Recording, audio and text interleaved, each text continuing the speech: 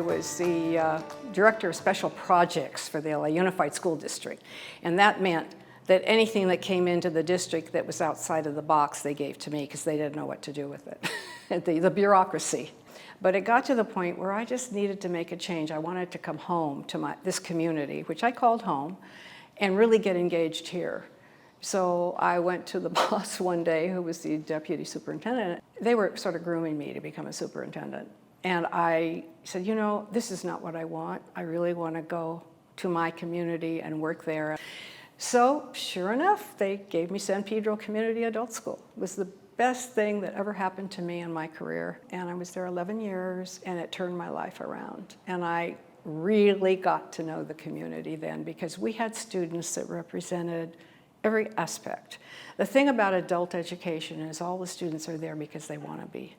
It's a wonderful field of education. So we had lots of students who took English as a second language who came here from all over the world. We had visa students. We had a lot of students from Croatia. We also had Japanese and Chinese, and we had, of course, Latin Americans. And it was a wonderful, I mean, it was such a diverse, student population. But then we also had the true San Pedrans, who, a lot of them were senior citizens at the time, so they would come to school to take art classes and literature and writing and all those fun things, and they were great.